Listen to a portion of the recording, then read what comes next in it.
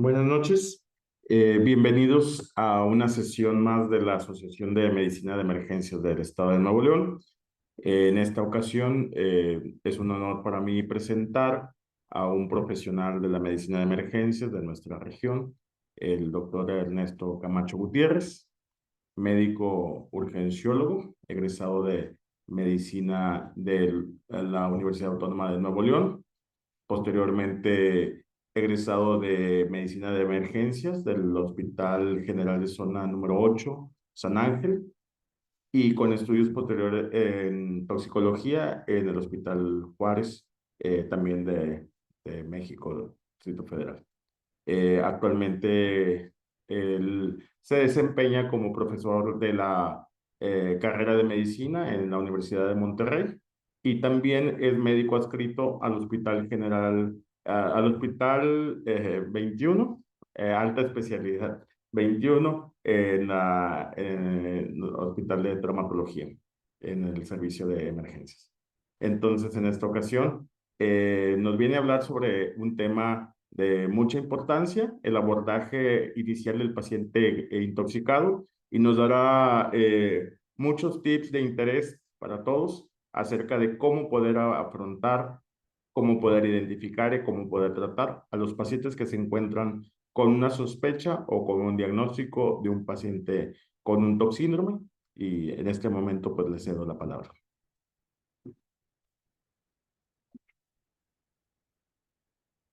Buenas noches. ¿Sí se alcanza a escuchar sin micrófono?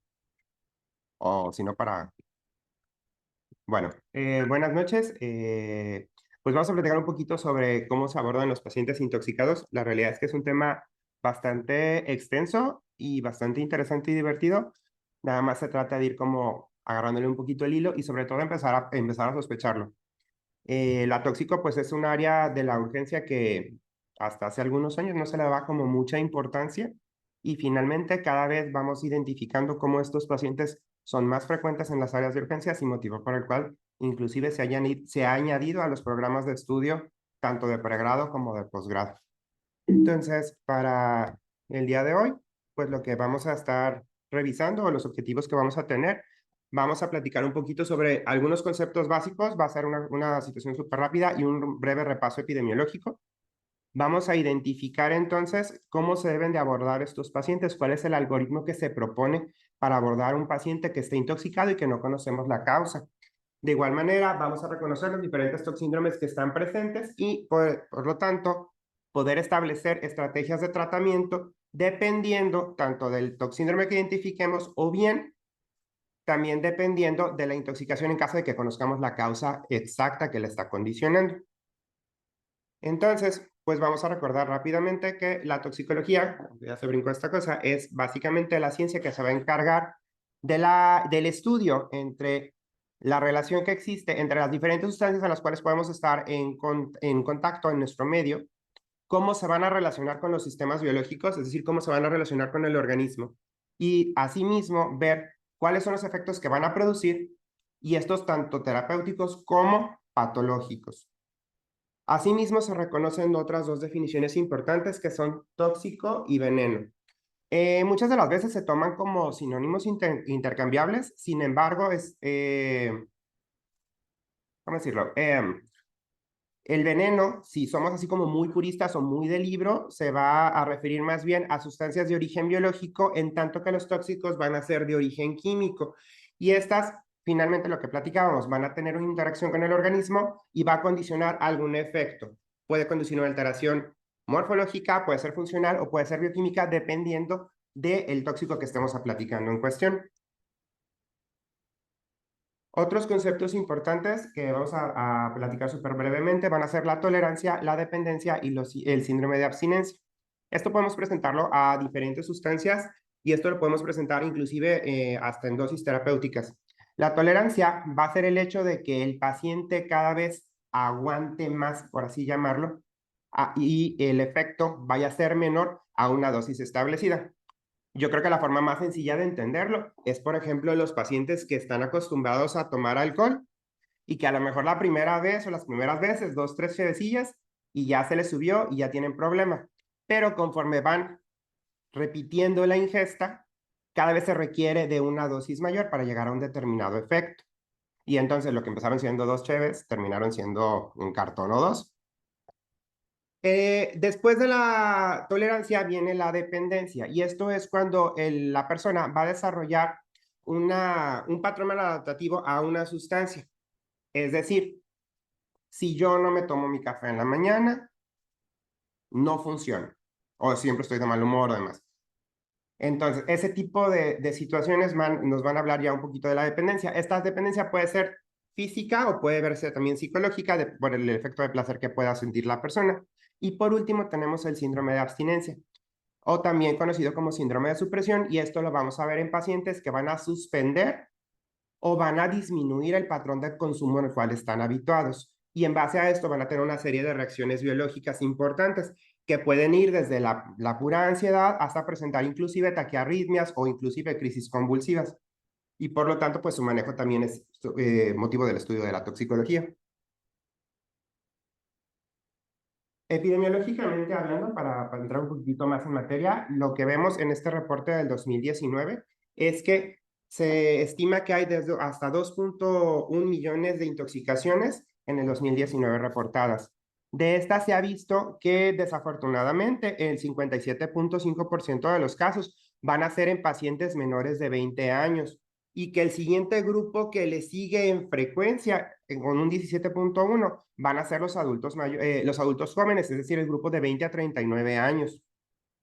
Vamos a ver que si bien la letalidad está descrita como baja, esto no, de todos modos, no es tan despreciable. Y el gran problema es que si bien la mayor parte de las intoxicaciones están debidas a un solo tóxico, en nuestro medio, de hecho, es como más frecuente que los pacientes tengan polifarmacia, que tengan ingesta de múltiples sustancias, y esto condicionarnos un poco mayor reto diagnóstico y terapéutico. Igual en la columna que está del lado, ¿qué sería derecho de ustedes? Es donde están enlistados en orden de frecuencia en este reporte del 2019, el orden en que se encontraron las diversas sustancias.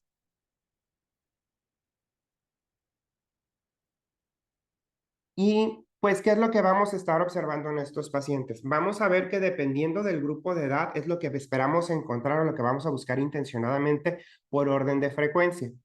Lo que se ha visto es que en los menores de 1 año o menores de 2 años inclusive, lo que más vamos a observar van a ser intoxicaciones por paracetamol y por AINES.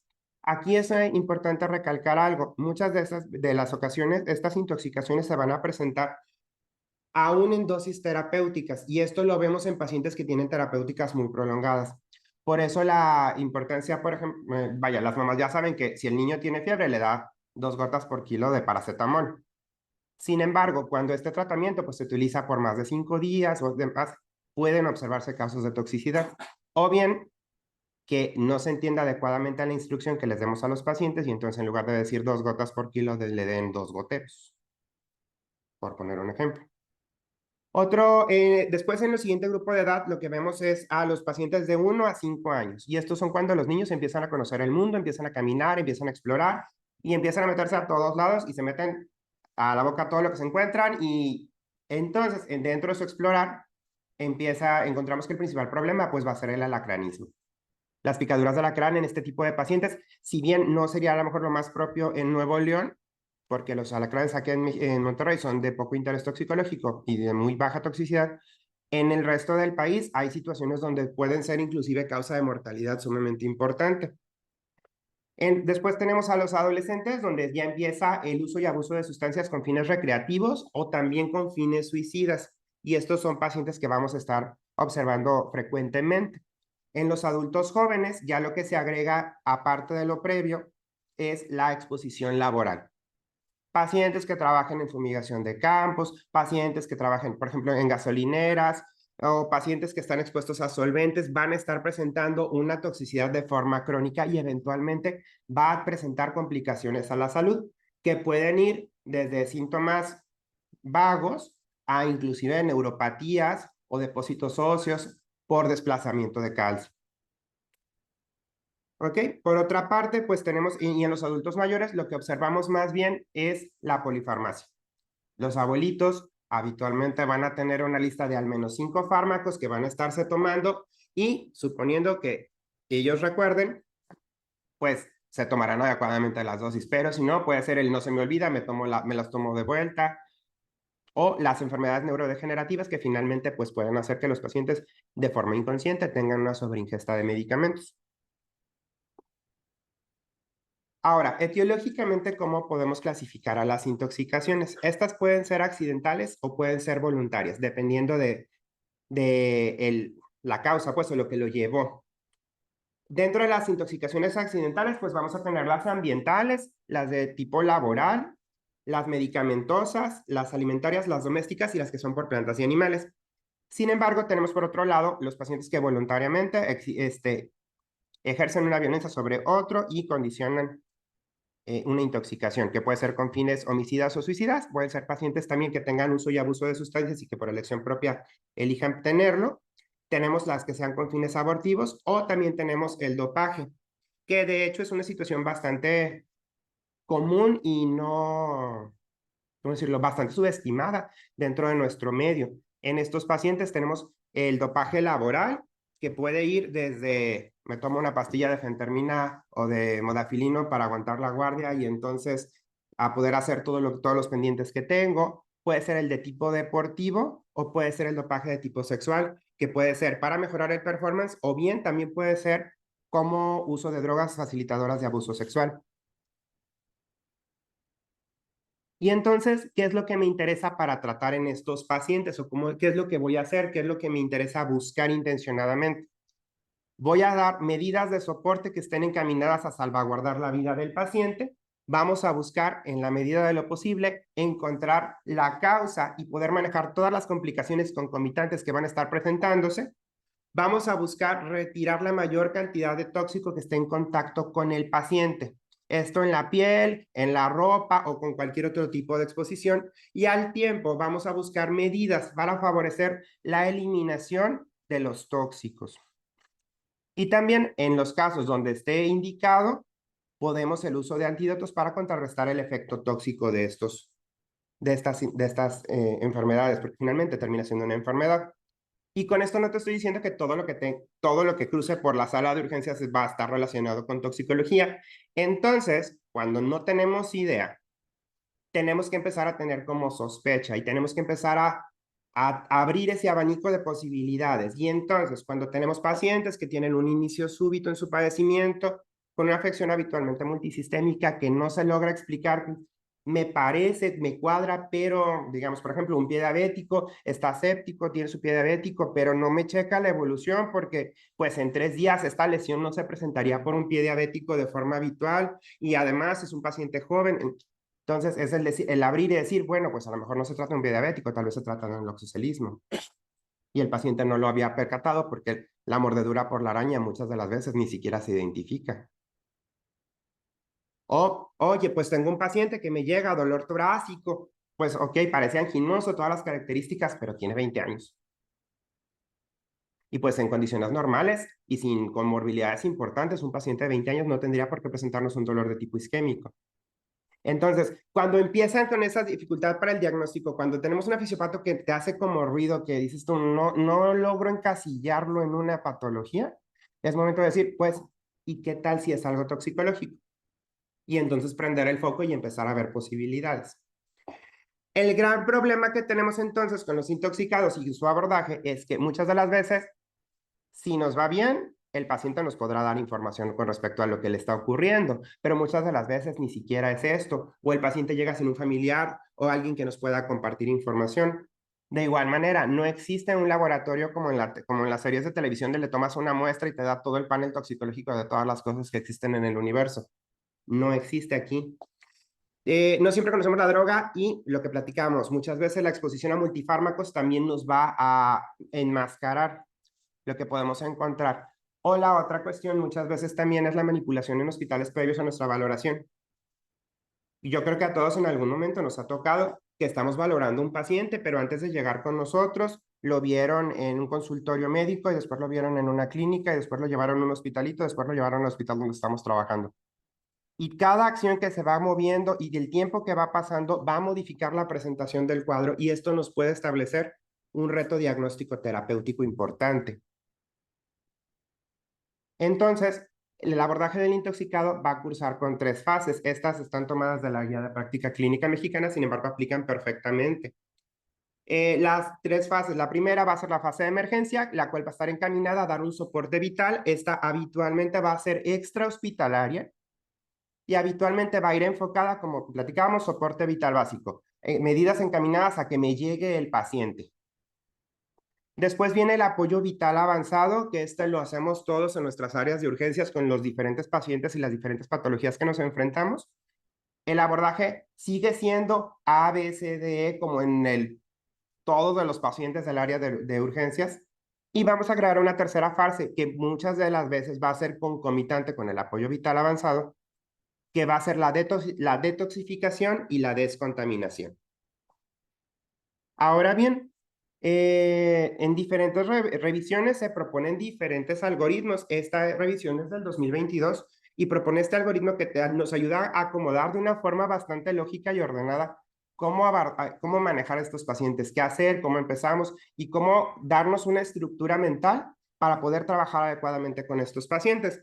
Y el primer eslabón que habitualmente no se tomaba en cuenta en revisiones previas es la valoración prehospitalaria y la comunicación con el prehospital. Requerimos aprender como médicos de urgencias que el prehospital es una parte de nosotros y que nos ayuda y que nos favorece y que la información que ellos nos pueden dar es valiosa. Es importante estar claros que tal vez el paramédico no tenga la super mega preparación del mundo. Tal vez muchos de los paramédicos ni siquiera están entrenados o capacitados como paramédicos y realmente son enfermeros o personas que dijeron yo de voluntario voy. Sin embargo, muchas de las veces el chismecito que ellos te pueden venir a contar sobre lo que encontraron y lo que ocurrió en la situación en la escena cuando ellos abordaron al paciente, te va a dar información valiosa que te puede prender foco y decir, vamos a empezar por aquí, hay que tomar en consideración estas situaciones. Una vez que ellos nos entregan el paciente, habitualmente el paciente para este entonces, sobre todo en escenarios de, por ejemplo, hazmat o cosas por el estilo, van a llegar ya descontaminados con nosotros. De ser así, empezamos rápidamente con nuestro abordaje inicial como cualquier patología del área de urgencias con el ABC.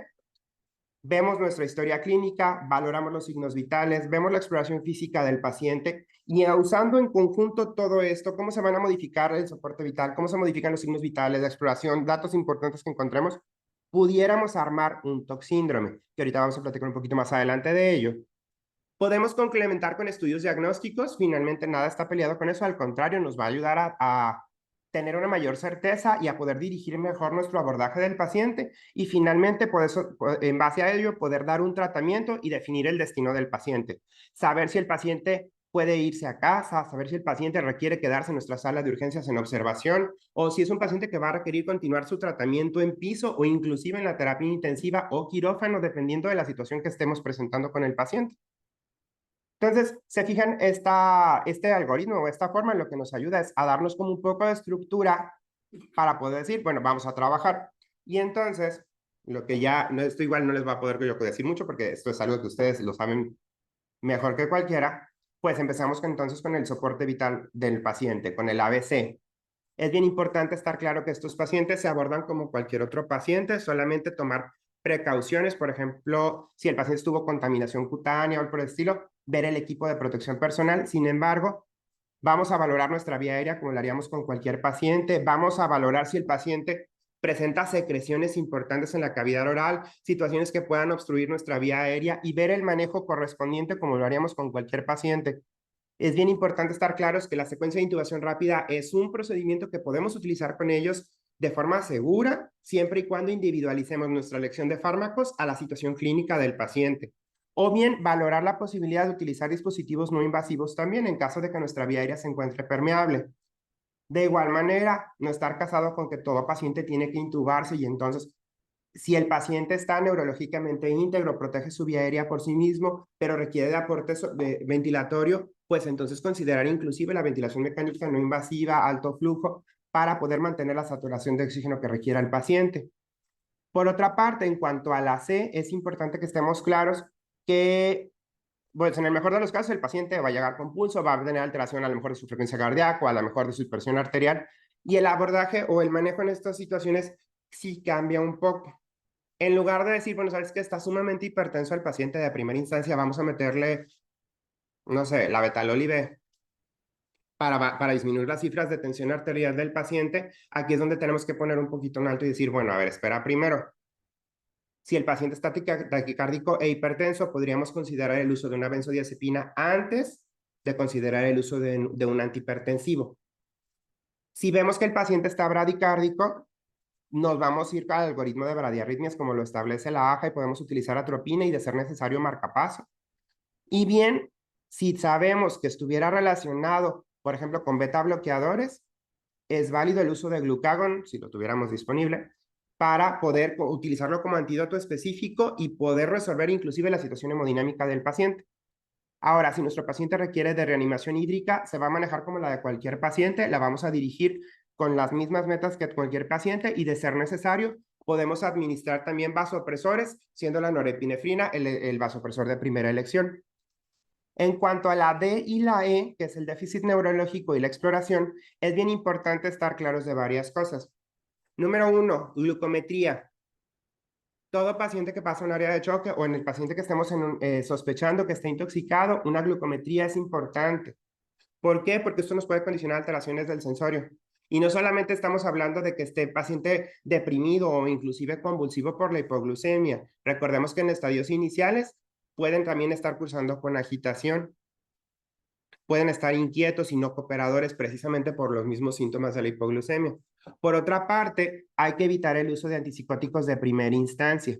Si el paciente está con agitación y se ha descartado que tiene alguna alteración metabólica de forma temprana, pues podemos utilizar benzodiazepinas, obviamente en un contexto donde estemos vigilando y monitoreando y dándole seguimiento a nuestro paciente y evitar el uso de antipsicóticos porque finalmente pueden hacer hasta toxicidad aditiva.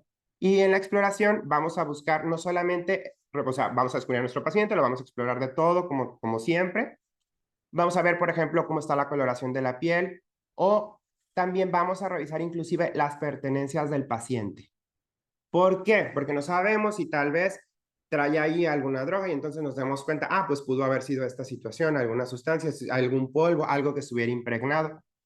Entonces, y esto orientarnos hacia lo que el paciente está presentando.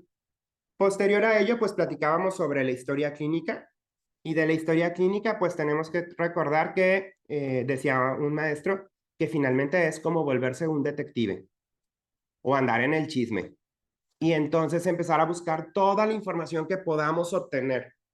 Vamos a ver si los paramédicos o las personas que encontraron al paciente lo encontraron con sustancias alrededor, frascos, demás cosas, ver en dónde ocurrió, porque jamás es como similar en el politrauma, no será lo mismo que el paciente se haya intoxicado en un parque a 50 grados, ahorita que estamos con ola de calor y todo, a en su casa, porque entonces no solamente tendremos que manejar la intoxicación, sino también la complicación metabólica por la exposición al calor y esto nos va a modificar la presentación del cuadro clínico. Entonces, a mayor información, mejor manejo, mejor abordaje y por lo tanto mayor facilidad para manejar este tipo de pacientes. También es sumamente importante pues ver si, por ejemplo, no encontraron frascos alrededor del paciente, pero resulta que el familiar del paciente usa, no sé, digamos, insulina. Por ejemplo, esto se los contaba a los recientes el año pasado. Una paciente que llega al hospital de Lomas Verdes, alteración del estado de alerta. Al ser Lomas Verdes un hospital de trauma, pues se aborda como si fuera un traumatismo cráneoencefálico, se pasaría de choque, se intuba, todo. La llevan a tomografía, tomografía normal. Y lo que les llama la atención es que cuando reciben el reporte de laboratorio, la paciente con glucosa de 30. La reponen, la vigilan, unas horas después, glucosa de 25. Y empieza a hacer hipoglucemias. Entonces ahí, pues ya no se trata de un trauma de cráneo, ya no se trata de decir hay una lesión axonal difusa, pues no tendría por qué explicarme las hipoglucemias que está haciendo el paciente. Y entonces se dieron a la labor de ir a investigar, de ir a buscar, de ir a revisar. Y lo que se dieron cuenta es que la abuela de la paciente, diabética, y cuando fueron a buscar los frascos de insulina, no tenía nada.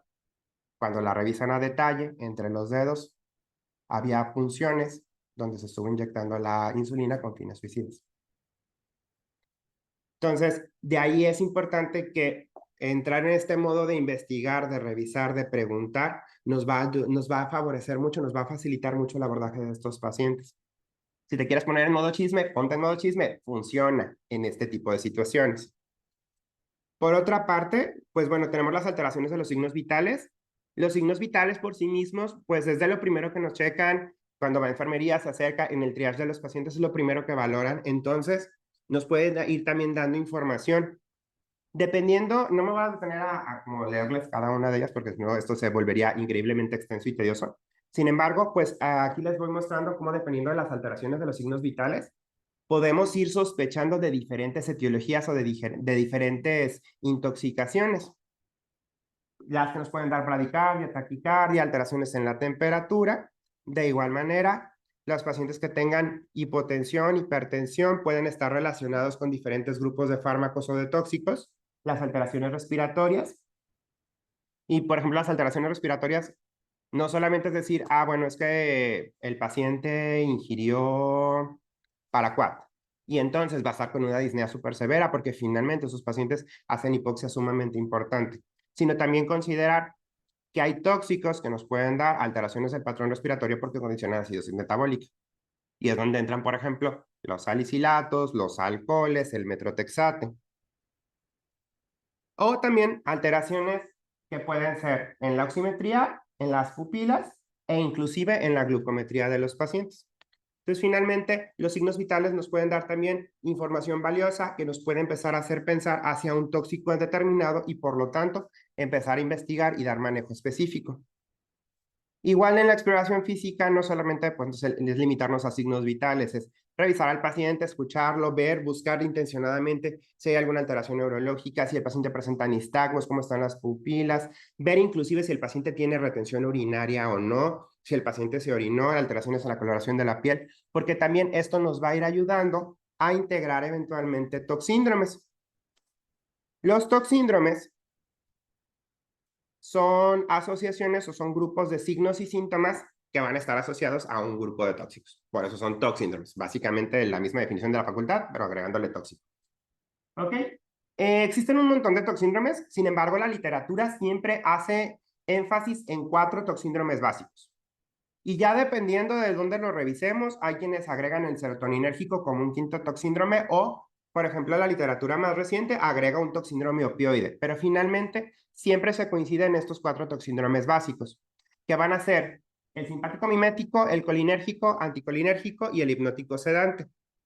Vamos a ver que el colinérgico, la manifestación más común y la que todo el mundo tiene presente es la que dan los órganos fosforados y los carbamatos. Y va a ser siempre, casi siempre el síndrome muscarínico, que es el que está en la parte superior, que son pacientes que van a estar lentos, van a estar mojados por todos lados. ¿Por qué? Porque van a tener diarrea, van a tener enuresis, van a estar con cialorrea sumamente importante, brocorrea, broncoespasmo, ¿sí? Sin embargo, pues también va a haber estimulación de los receptores nicotínicos y también de los centrales y pueden darnos también manifestaciones clínicas. Por otra parte, el anticolinérgico es el extremo opuesto del que platicábamos previamente. De hecho, aquí en algún momento siempre hubo una demotecnia como para recordarlo fácilmente.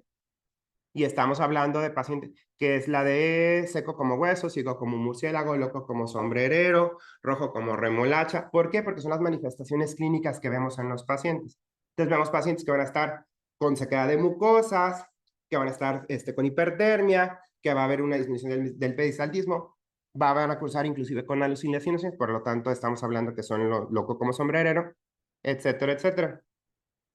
Por otra parte, pues tenemos el hipnótico sedante y ahí sí literal es todo para abajo. Bradicardia, puede haber hipotensión, depresión respiratoria, básicamente todo se va apagando. Y el extremo opuesto pues es el simpático mimético, que es muy similar a lo que encontraríamos si tú vas por la calle y te quieren asaltar de la nada, te asustas y entonces activa todo tu sistema nervioso simpático, pues es exactamente lo mismo. Va a haber taquicardia, va a haber hipertensión, va a haber midriasis y en casos más avanzados pudiera haber ansiedad y crisis convulsivas.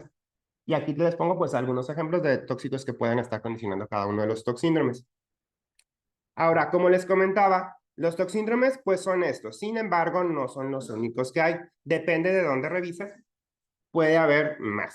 Entonces, Esta tablita, que no se ve como muy bien que digamos, es básicamente para ejemplificarles que existen más toxíndromes o en los últimos artículos les llaman como patrones tóxicos. Finalmente es exactamente lo mismo. Vamos a ver que puede haber un alucinógeno, un extrapiramidal, que pudiera haber el opioide que platicábamos previamente, y entonces pueden servirnos como decir, ah, bueno, sabes que este paciente se está comportando con este patrón, parece este toxíndrome que no es de los habituales, vamos a buscar intencionadamente. ¿Ok? Y ya una vez que integramos un toxíndrome, pues si lo logramos o se completa como tal, pues adelante y podemos dar medidas encaminadas a dicho toxíndrome. Cuando nos queda duda o ve más, pues nos podemos seguir apoyando con los paraclínicos y el gabinete que tenemos disponible en las áreas de urgencias. Y vamos a platicar súper breve de cada uno. Vemos el anion gap. El anion gap nos interesa, básicamente son unos electrolitos de una gasometría que los pedimos básicamente a este tipo de pacientes. Y entonces el anion gap, cuando se encuentra elevado, nos puede orientar a diferentes tóxicos. Si aparte del anion gap elevado en la acidosis metabólica le agregamos la medición del lactato, nos puede también ayudar a discriminar un poquito hacia qué lado y por lo tanto saber hacia qué tóxico está presente. Entonces, podemos ver que cuando está el lactato presente, metformina, los alcoholes, los AINES pueden estar presentes de forma importante, o el monóxido de carbono, porque finalmente por el cambio del metabolismo del paciente. En tanto que cuando no son predominantemente por lactato, pues tenemos, por ejemplo, paracetamol, tolueno, la cetoacidosis, que estos pacientes inclusive pueden hacer cetoacidosis alcohólica. ¿Ok? Y también tenemos por otra parte los niveles séricos. Los niveles séricos nos van a ayudar para diagnóstico, sí, aunque más bien nos van a ayudar a normar terapéutica. Es importante estar claros que no tenemos niveles séricos de todas las sustancias habidas y por haber. Y que dependiendo del medio en el cual nos estemos desenvolviendo, pueda ser más fácil o más difícil tener acceso a estos niveles séricos. Por ejemplo, hace como 2 meses, no, un mes, tuvimos un paciente muy interesante en el Doctors que fue una intoxicación por aspirina más paracetamol en niveles tóxicos. Fue un paciente que se tomó como 200 tabletas de Excedrin, que es un analgésico que tiene paracetamol, tiene aspirina y tiene cafeína. Y este paciente verdaderamente llegó, o sea, hizo toxicidad severa. Entonces, en este paciente, por ejemplo, la medición de los niveles séricos de paracetamol es de suma importancia porque nos ayuda a normar conducta. Es con lo que podemos valorar el nomograma de Rumac y, por lo tanto, tomar decisión de si empiezo una terapia antidotal o no. Entonces, pues, lo que les comentaba, nos pueden apoyar para el diagnóstico, aunque también más bien nos van a ayudar a guiar tratamiento. O, por ejemplo, los alcoholes. Cuando logramos tener una medición de alcohol, podemos pedir una medición de osmolaridad sérica, calcular brecha osmolar y en base a eso suponer la concentración de los diferentes alcoholes que tenemos. Entonces, son herramientas que nos pueden ayudar para normar el diagnóstico y el tratamiento. Por otra parte, tenemos el electrocardiograma, que también, pues en urgencias tomamos electros muy frecuentemente, por no decir siempre. Y entonces vamos a ver que hay ciertas alteraciones que van a estar asociadas a ciertos tóxicos. Por ejemplo, los desniveles positivos del ST, lo que platicamos, pacientes jóvenes, demás, uso y abuso de sustancias. Podemos pensar en anfetaminas, metanfetaminas o cocaína. Por ejemplo, pacientes que tengan ondas hiperagudas o acuminadas, lo que vamos a observar en estos pacientes es que pueden ser secundario a intoxicación por fármacos ahorradores de potasio. Entre esos pudieran estar los YECAS y demás, aparte de todo el colapso cardiovascular que pueden presentar. Por otra parte, tenemos, por ejemplo, las que pueden prolongar el QT. Dentro de esto, pues vamos a tener al grupo de los antiarrítmicos, sobre todo los 1A y los 1C. También está descrito que puede ocurrir con difenhidramina o inclusive con antidepresivos tricíclicos. O bien, hay tóxicos que nos pueden ensanchar el complejo QRS, como pueden ser los tricíclicos de nueva cuenta, los antipsicóticos o los antiarrítmicos del grupo 3. También está, bueno, se ve como muy pequeña, pero donde dice depresión del ST, precisamente no es propiamente un ST negativo, es más bien una cubeta digitálica.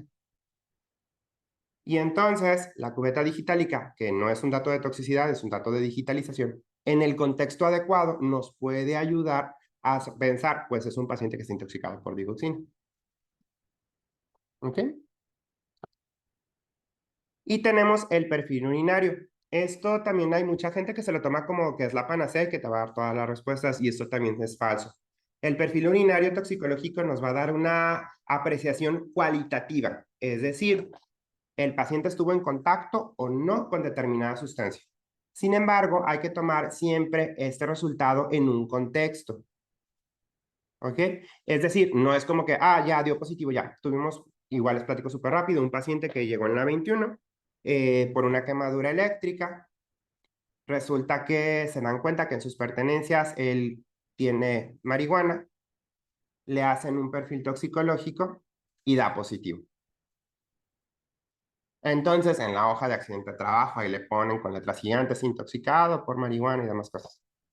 El paciente en ese momento clínicamente no tenía datos de intoxicación. Sin embargo, si tú le haces un perfil toxicológico a un usuario habitual de marihuana, va a dar positivo hasta un mes después de la última fecha de consumo. Entonces, de ahí la importancia de lo que les comento. Hay que ponerlo en contexto, en el contexto del paciente. No es una verdad absoluta, es algo que si le damos contexto puede orientarnos. ¿Sale? Además tenemos que puede haber ciertos falsos positivos dependiendo de los diferentes tóxicos. Entonces, por ejemplo, en los barbitúricos nos puede dar un falso positivo con AINES, en los antidepresivos cíclicos nos puede dar positivo para si el paciente ingirió difenhidramina o carbamazepina. ¿Sale? Otra cosa importante, por ejemplo, las benzodiazepinas. No detecta todas las benzodiazepinas. Si el paciente está con alprazolam, por ejemplo, que es que ahorita hay como, pues no sé si llamarlo epidemia de uso de benzodiazepinas, pues entonces pudiera no dar positivo a pesar de que el paciente lo consuma. Entonces, por eso les repito, pues básicamente es como darle contexto y tomarlo con cierto a según. Y también tenemos los estudios de imagen. Los estudios de imagen nos pueden ayudar a detectar diferentes circunstancias. Igual no van a ser específicas para un tóxico en cuestión, pero nos pueden orientar. Por ejemplo, en las radiografías podríamos observar los body packers, como se ve en la primera imagen, que se corrobora por tomografía. Podemos encontrar los body stuffers, por ejemplo, como en la segunda imagen, o podemos encontrar complicaciones de las intoxicaciones, como puede ser, por ejemplo, el depósito de plomo en las articulaciones en pacientes con intoxicación por plomo de forma crónica, o una neumonía por aspiración o una neumonitis química en pacientes que hayan llegado al área de urgencia por ingesta de hidrocarburos, por ejemplo. También, últimamente, pues el ultrasonido está como queriendo cobrar importancia también de este lado. Sin embargo, pues ahorita no hay estudios grandes que digan tiene una aplicación real fuera de la que ya utilizamos en el área de urgencias, que es apoyarnos para valorar la hemodinámica del paciente y para toma de decisiones. Y entonces viene el manejo del paciente. ¿Qué vamos a hacerle de forma inicial a estos pacientes? ¿Ok? Y vamos a platicar así rápida y brevemente de cada una de las partes del abordaje de estos pacientes. No se preocupen, ya no falta como mucho. Lo primero es descontaminar a los pacientes. Cuando el paciente llega de primera instancia o tú estás en el hospital y llegan y te piden asesoría porque no tienen idea o hubo un derrame de alguna sustancia dentro del hospital, porque pues, finalmente los hospitales pues manejan sustancias importantes y tienen sus códigos de emergencia para derrame de sustancias peligrosas, y tú no tienes ni idea de cómo puedes contaminar a los pacientes, porque la mayoría diríamos, pues ahí está la regadera que está fuera de urgencias, que lo bañen, y ya una vez que lo bañen, que me lo pasen a la sala. Pero hay tóxicos que no pueden descontaminarse de esta manera. Entonces, cuando no tenemos idea, tenemos diferentes herramientas que podemos utilizar para determinar cómo deben descontaminarse estos pacientes. Entre estas, pues están estas páginas de internet que están aquí enlistadas. Estas lo que nos van a servir es, tú vas a darles como cierta información que te van a ir pidiendo, las características del tóxico, si es un sólido, si es líquido, si es gas, el color, si tiene algún olor característico y demás. Y te va a orientar entonces al grupo de tóxicos que pertenecen a estas características y por lo tanto te va a emitir las recomendaciones de cómo deben descontaminarse estos pacientes. O también puede ocurrir en pacientes donde tú tengas el triángulo, el rombo de seguridad de la sustancia y en base al rombo poder detectar o los códigos. Y esto sería como el equivalente de la guía CETIC que se utiliza también aquí en México precisamente para determinar cómo se descontaminan y cómo se manejan este tipo de pacientes. Ahora bien, una vez que llegan los pacientes con nosotros al área de urgencias, vamos a buscar la manera de quitar la mayor cantidad de exposición a tóxico como habíamos platicado. Esto más bien es como anecdotario porque nosotros no debemos de utilizarlo y es el jarabe de ipecacuana, que lo que hace es hacer que el paciente vomite. Finalmente, si el paciente vomita, lo que va a hacer es que no se absorba el tóxico, es como la finalidad. Sería como el equivalente de hacerle un lavado gástrico sin atorarle una sonda. El gran detalle es que es altamente tóxico y las complicaciones son bastante importantes. Entonces, en el 2010, en la guía de descontaminación para pacientes intoxicados, la recomendación es que tiene que cumplir estos puntos completos para decir, consideraré utilizar jarabe de ipecacuana. Y es pacientes que estén alertas porque, para que puedan proteger su vía aérea y que tengan muy alto riesgo de toxicidad, que no haya carbón activado cerca, que el traslado al centro hospitalario más cercano sea mayor a 60 minutos, que estés en los primeros 60-90 minutos de que ocurrió la intoxicación y que no vaya a interferir con el manejo del hospital. Entonces, si te fijas el checklist que tienes que cumplir, pues está así como medio complicado. Pero si se cumple, y digamos, no sé, por ejemplo, ahora los residentes que hacen servicio social y que están en el hospital, que está en la punta del cerro y que no tienen absolutamente nada y que requieren referir a una cabecera municipal o a un hospital de una ciudad grande. Si cumplen como con todo, podrían considerar el uso de jarabe de ipecacuana. Finalmente, las complicaciones y los efectos adversos son bastante importantes porque pueden cursar con hiperemesis, con diarrea, hipotensión ortostática, finalmente por la depresión de volumen, trastornos hidroelectrolíticos también por el vómito y pudieran inclusive broncoaspirar. Después de esto tenemos el lavado gástrico. El lavado gástrico es atórale una sonda y pásale agua y entonces vamos a ver qué podemos sacar de tabletas. Es bien importante estar claros de algunas cosas. Número uno, solamente se recomienda dentro de la primera hora. Si no es dentro de la primera hora, no tiene indicación. Pudiera extenderse en algunos pacientes hasta la segunda hora, dependiendo si tienes un fármaco que condicione retraso en el vaciamiento gástrico. De otra manera, no está recomendado. Segundo, si el paciente tuvo una ingesta de corrosivos, de hidrocarburos, de algunos jabones o detergentes, está contraindicado hacer lavado gástrico. Si el paciente ingirió un fosfuro, con mayor razón, porque si no se va a morir toda la sala de urgencias. Otra cosa muy importante es que va a requerir de sondas nasogástricas de grueso calibre. Lo que describe la literatura para un adulto es una sonda de 36 a 40. Para hacer un lavado con agua bidestilada o con solución salina. Y otro detalle muy importante es que debe de hacerse en bolos. No es como que le voy a agarrar un litro de solución salina, se lo voy a pasar y luego voy a querer sacarlo todo, que también es un error bastante frecuente. Esto no puede hacerse de esa manera porque si yo le paso un litro de solución, voy a vencer la capacidad del estómago y entonces lo que voy a hacer es voy a aventar hacia el intestino todo el tóxico del paciente. O bien voy a hacer que el paciente vomite, broncoaspire y me dé alguna complicación. Entonces, por eso la importancia de hacerlo con la técnica correcta. De igual manera, para hacer un lavado gástrico, requerimos poner una sonda. Pero para hacer un lavado gástrico, requerimos que el paciente sea capaz de proteger su vía aérea. Si el paciente está inconsciente, yo requiero asegurar la vía aérea antes de considerar un lavado gástrico. ¿Para qué? Pues precisamente para evitar esta serie de complicaciones, la broncoaspiración y por lo tanto todo el manejo que se viene agregado con esto. Y de la mano con el lavado gástrico viene el carbón activado. Como ya ustedes lo saben, es productos vegetales que están quemados y se someten a un proceso de pirólisis para que tengan una superficie de absorción. Es decir, lo que va a hacer el carbón activado es entrar a la luz del intestino, va a ver el tóxico, lo va a agarrar, se lo va a jalar y van a salir juntos cuando el paciente vaya al baño. Ese finalmente es el objetivo del carbón activado. ¿Por qué se administra? Porque el carbón activado no se absorbe a nivel intestinal. Esa es la ventaja que propone. Y lo que hace entonces, lo que platicábamos, veo un tóxico, mira, me lo llevaré. Hago un enlace de Van der Waals y me lo llevo conmigo y sigo caminando por el tránsito intestinal.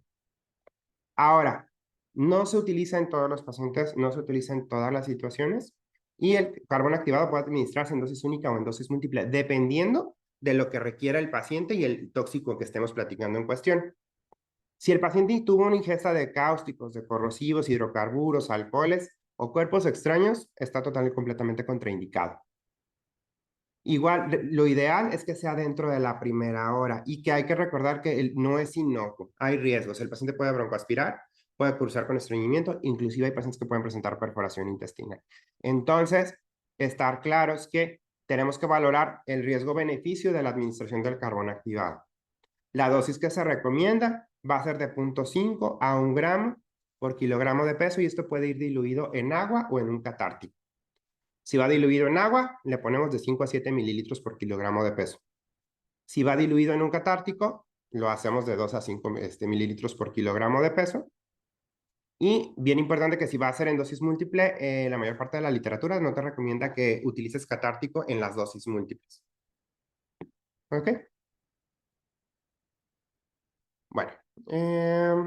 Después tenemos como última medida de descontaminación a la irrigación intestinal total, que también ahorita va como un poquito hacia afuera, sin embargo todavía está descrita, sobre todo en pacientes que tengan ingestas múltiples o masivas, pacientes que se consideren body packers o tabletas de liberación prolongada que pudiera también utilizarse. Y básicamente lo que vamos a estar haciendo es poner una sonda nasogástrica al paciente y a la administración de Nulitelgi.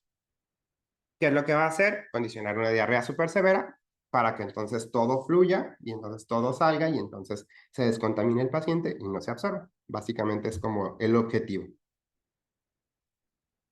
Y después tenemos las medidas para favorecer la eliminación. Si se recuerdan, platicábamos como medidas de descontaminación y detoxificación. Pues finalmente las de detoxificación lo que van a buscar es eliminar el tóxico a la brevedad posible. Y entonces entre estas tenemos principalmente dos. La primera va a ser el uso de bicarbonato para la alcalinización de la orina. Esto se va a realizar con la intención de hacer una trampa iónica y entonces modificar el pH urinario para que los tóxicos no puedan ser reabsorbidos a nivel de los túbulos y por lo tanto sean eliminados por la orina. Esto es bien importante, se utiliza en bolos y después pudiera inclusive dejarse una infusión que va de 1 a 3 mil equivalentes por kilogramo de peso. Y es bien importante que en estos pacientes requerimos estar monitoreando el pH urinario y el pH sérico del paciente. Nuestra meta es llevarlo a un pH urinario de 7.5, pero es monitoreando que no nos haga una alcalosis metabólica súper importante, porque si no, pues el paciente finalmente vamos a complicarlo más de lo que le podemos resolver. Por otro lado, tenemos la hemodiálisis o las medidas de remoción extracorpórea, la hemodiálisis siendo la más común y la más descrita, y esta se utiliza cuando todas las demás medidas han fallado. Sin embargo, hay que estar claros que no todos los tóxicos son candidatos a pasar a un paciente hemodiálisis. Pacientes que tengan un fármaco, que tengan un aclaramiento muy retardado, que tengan una severidad clínica muy importante, que el tóxico tenga pobre unión a proteínas y un volumen de distribución menor a 1 son los candidatos ideales para pasarlos a hemodiálisis y entonces verse favorecidos en este problema. Dentro de las indicaciones, básicamente los alcoholes tóxicos, los salicilatos, en paracetamol pudiera ser una o la carbamazepina. Y por otra parte, como medida de eliminación, para situaciones ya más grandes, pilas de Botón, Besuárez o inclusive en los body packers, podremos considerar el uso de la endoscopía para ir retirando y evitar la toxicidad en estos pacientes.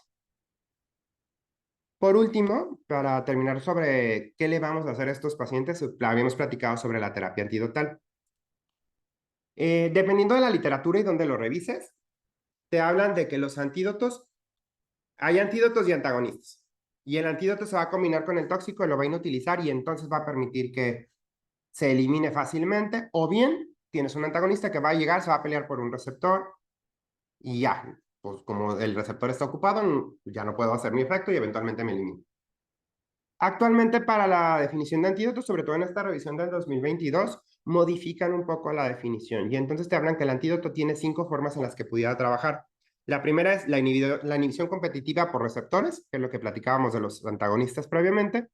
Puede ser que el tóxico no llegue, vaya, está circulando, pero no llegue a su sitio de acción y por lo tanto llego, lo atrapo, lo inactivo y se elimina, como pues sería por ejemplo con los antivenenos.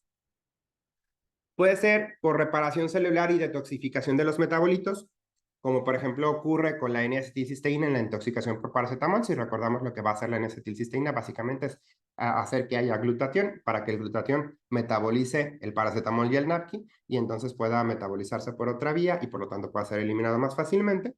O bien tenemos el desplazamiento por sustancias más afines, como sería la naloxona para los opioides. Y el último mecanismo es interrumpir el metabolismo. Básicamente lo que va a hacer es bloquear el metabolismo hacia un compuesto tóxico. Y esto es donde entraría, por ejemplo, fomepizol o inclusive el etanol en las intoxicaciones por metanol y por etilenglicol, donde lo que nos interesa es que el paciente no llegue a la producción de ácido fórmico, que es el que nos va a dar la toxicidad principalmente.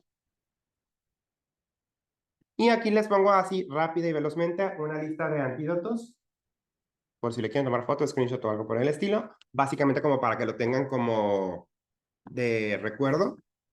Pero vemos que hay para muchas de las diferentes situaciones, existen antídotos, como puede ser la atropina para los órganos fosforados y los carbamatos, los anticuerpos antidigoxina, dependiendo de si tenemos con niveles séricos, si tenemos la concentración, lo que ingirió, o si de plano nos vamos a ir empíricos porque así el paciente lo requiere. Flumacenilo para las benzodiazepinas, como el tisol para los alcoholes tóxicos, el oxígeno hiperbárico para el monóxido de carbono, o también, por ejemplo, el azul de metileno para la metamoglobinemia, la vitamina K para los warfarínicos y así con cada una de las intoxicaciones. Ahora, es bien importante que estemos claros de una cosa. Que el paciente tenga un antídoto disponible no significa que se lo vas a atorar definitivamente. Tienes que individualizarlo al caso.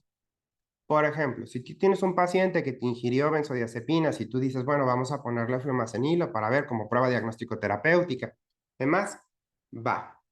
Pero si resulta que tu paciente que tiene la sobreingesta de benzodiazepinas es epiléptico, eso te prende foco rojo.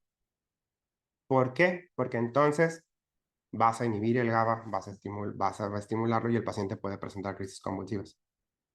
O por ejemplo, mismo ejemplo con el flumacenilo, si tú lo utilizas en un paciente que haya ingerido benzodiazepinas con tricíclicos, pues sí, efectivamente vas a quitar el efecto de la benzodiazepina, pero el efecto de los tricíclicos se va a potenciar y entonces el paciente va a tener alto riesgo de hacer arritmias. Entonces, los antídotos deben de utilizarse con ciertas indicaciones e individualizándolo al caso que presenta cada paciente. Y por último, pide ayuda. Si estudiaste tóxico o no, independientemente de lo que sea, hay gente que literal solo se dedica a ver esto, que son los centros toxicológicos. Entonces, hay que pedir ayuda. Este es un paciente que requiere de manejo multidisciplinario y tener la asistencia de un centro toxicológico, aunque sea por llamada, favorece mucho para mejorar el pronóstico del paciente.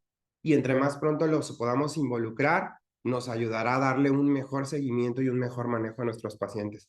Entonces aquí te dejo 3 centros toxicológicos que pudieras utilizar para pedir ayuda. Y entonces ya para terminar, como ciertos puntos finales o como bullets o recomendaciones o como gustes llamarles. Primero, de nada te sirve todos los antídotos del mundo y todas las medidas de descontaminación si no tienes paciente. Entonces lo primordial es el ABC del paciente. Asegurarnos que tenga paciente con quien trabajar. Segundo, las intoxicaciones no avisan.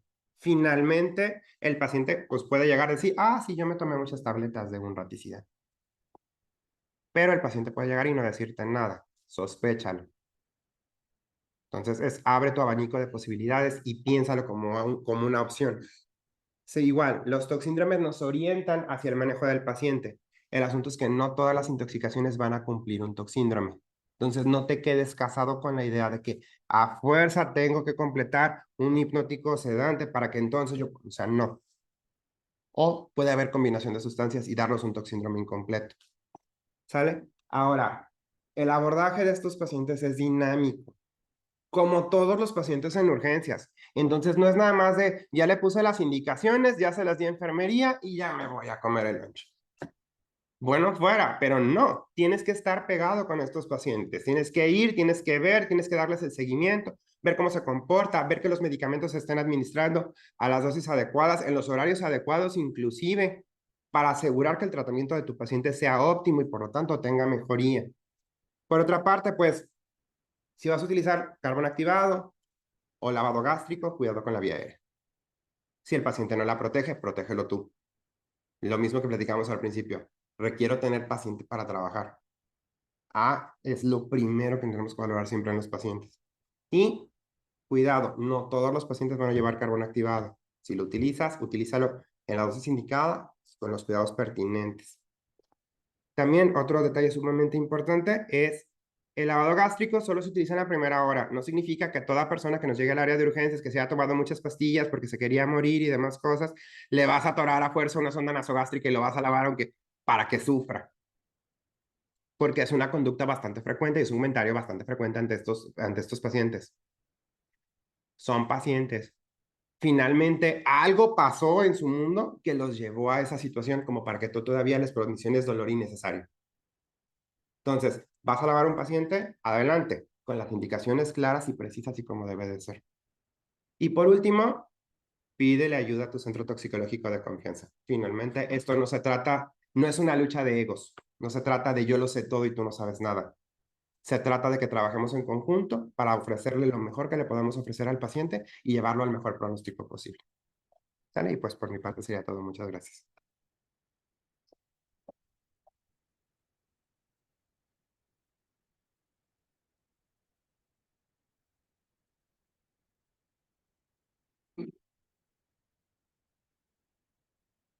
Muy bien, pues agradecemos al maestro Ernesto Camacho Gutiérrez por su gran ponencia, por su experiencia, por toda su disposición para explicarnos esto que él domina de una manera muy amplia y hacemos entonces entrega de una constancia de su participación y un obsequio de parte de la asociación. Le agradecemos mucho y esperemos pronto contar con una siguiente exposición. A ver, antes de que se vayan. Preguntas, preguntas. ¿Alguien que quiera hacer alguna pregunta al doctor Camacho? No va a haber la réplica como pase de visita. Dígame, doctora.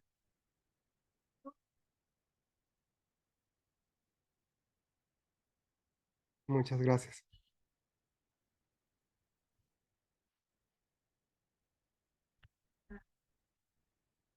Sí, claro, con mucho gusto.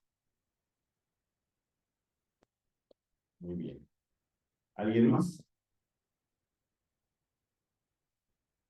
Esto va a ser como pase de visita. No, una pregunta, van a ver más allá.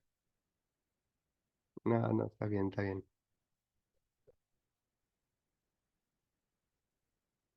¿Mm? ¿De qué? Adelante, adelante. Chat, dice, Mm. no, más para arriba. Dice, ¿podemos considerar el lavado gástrico en medicamentos que retrasan la motilidad intestinal? La respuesta es sí, es bien importante lo que platicamos y sobre todo lo que vaya a retrasar el vaciamiento gástrico. Por ejemplo, algunos anticonvulsivos, como la carbamazepina, causan retraso en el vaciamiento gástrico y esto favorece que nos da una ventana un poquito más ampliada para el lavado gástrico. Ok, y luego... eso ya lo dijeron y creo que nada más es la única que encuentro.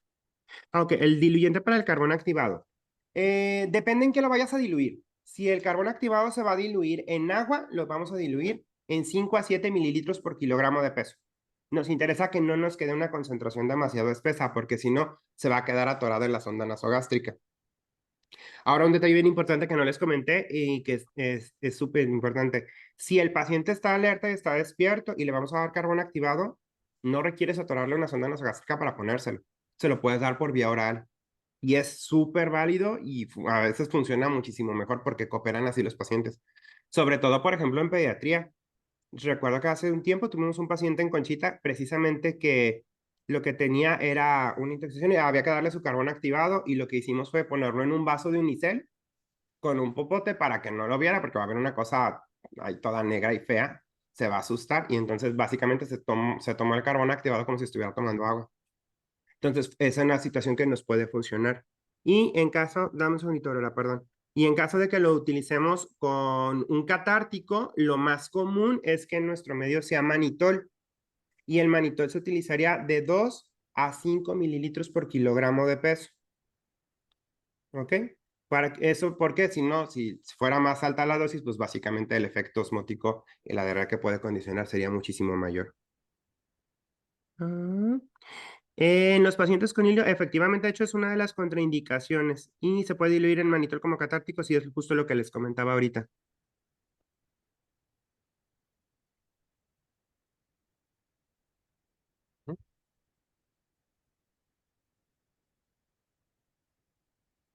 Eh, pues mira, se supone, y siendo así como 1000% estrictos, lo que dice es que debe ser diluido en agua. En el prehospital, en teoría, sí se puede, o sí está recomendado, está citado en el prehospital que lo puedas diluir, por ejemplo, en refresco o en jugo. Pero habitualmente el carbón activado, pues no sabe. Entonces, se lo puedes dar como agua y mientras no lo veas, sobre todo para que no se asuste esa cuestión de ver una cosa toda negra fea ahí, pudiera funcionar. ¿Ah?